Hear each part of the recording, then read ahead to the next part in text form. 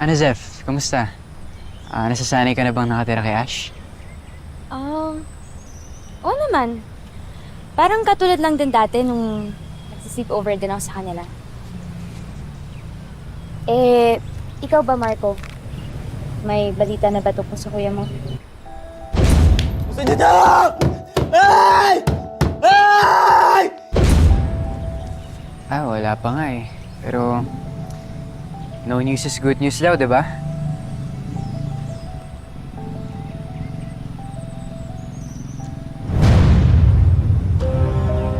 Sino yung kausap ni Ash?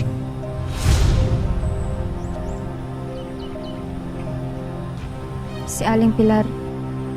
Dumating ng madaling araw. Ash? Si Aling Pilar ba yun? Yung ka... Teka, okay ka lang ba? Safe ka ba nakasama siya sa bahay niyo? Oo naman. Kaya ko to. Oh, baka maliit pa tayo. Tara na. Punta tayo school. Tara na.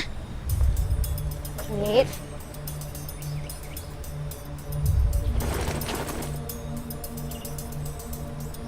Wait.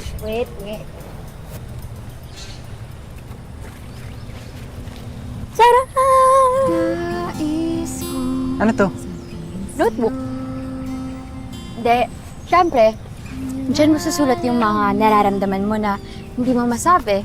Hindi mo masabi sa parents mo, sa kuya mo, sa namahal mo.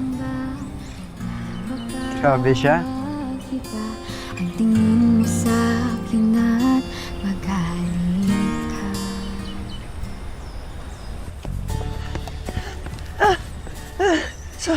Sorry guys Ngayon lang ako.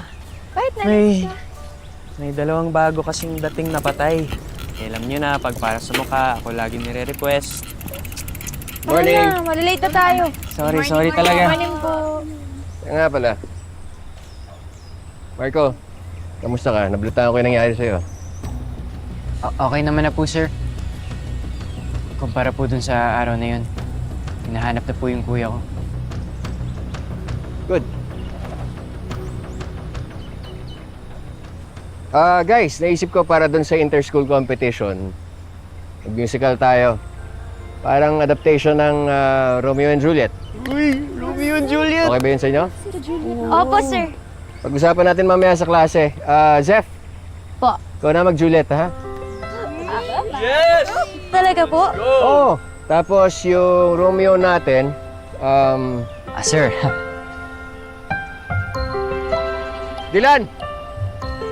Ikaw mag-Romeo, ha? Okay, I'll see you guys. Unfair naman. Excuse me?